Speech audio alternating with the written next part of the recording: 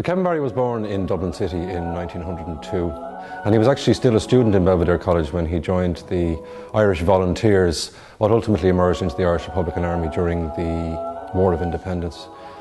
So Kevin Barry was a very young volunteer. He was a member of the 1st Dublin Brigade of the IRA, and he had been involved in 2 successful raids for arms, but it was the 3rd raid in which he was involved in that resulted in his arrest, and he was hanged on the 1st of November 1920. But it was also significant and perhaps a seminal moment because Kevin Barry was the first Irish prisoner to be executed since the 1916 Rising.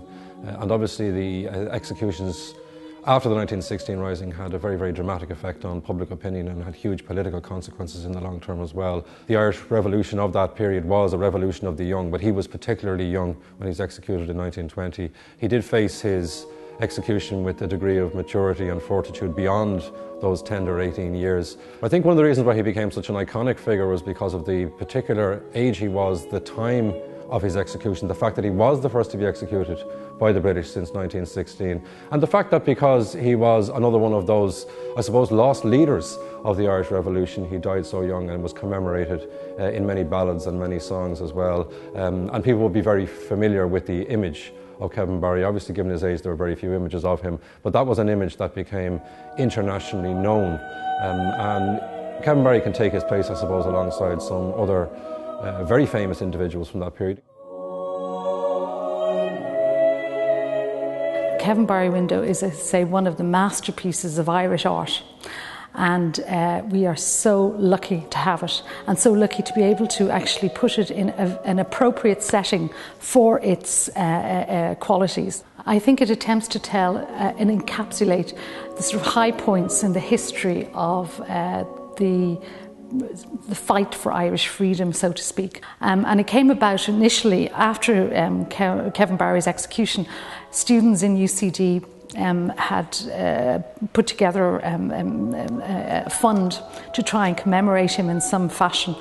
And then with the Civil War and all of that, it slightly petered out, and it was only in the 1930s that it again came to the fore.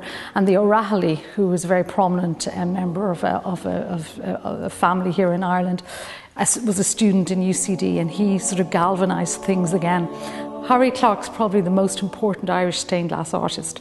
We really didn't have a rich history of stained glass, but Harry Clarke used symbolist motifs, these rich opulent colours such as reds, deep purples, blues, and he brings them to a level of fineness that really hadn't been seen before. And it's a wonderfully opulent, rich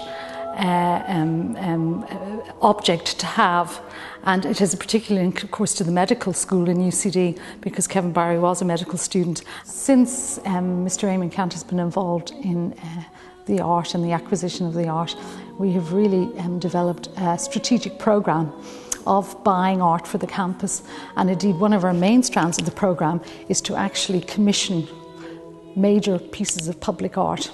So currently we have 3 in development, and they are all young Irish-based artists, and it gives them a great forum to express themselves and to do a major commission. When you're dealing with an artefact like the Kevin Barry window, there are 2 elements of it, glass and the metal frame, and I think that to move it delicately without damaging it and to basically apply the highest conservation standards to it, almost museum standards, was very important. We were very keen on bringing both parts of the window with us to UCD Belfield because they're integral with each other.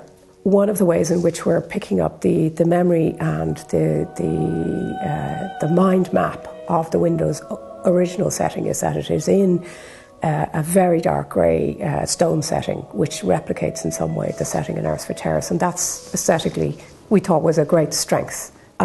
We were keen that it would not be in a very private place, in other words, that lots of people would walk by it. The other thing that I certainly stated quite strongly is I thought it would be really important to be able to see it close up as well as at a distance. The bridge between Health Sciences and Charles had a terrific appeal because thousands of students would walk by it indoors on the first floor every day. But to me, one of the big strengths of the location, which was the winner, really, is that in the evening or the late afternoon, as the light is fading, that it could be backlit satisfactorily so that it would be seen from the ground. And that's fairly unique now for a painting or a work of art which is installed in a building.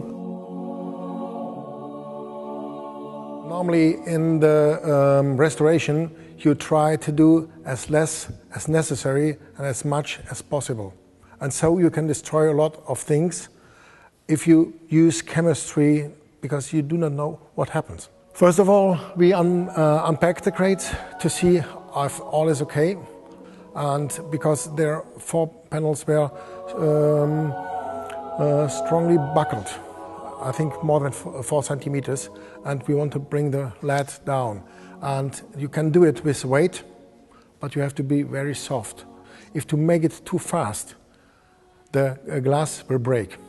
Our company is the oldest in Germany, I told you, and since more than 100 years we do restoration.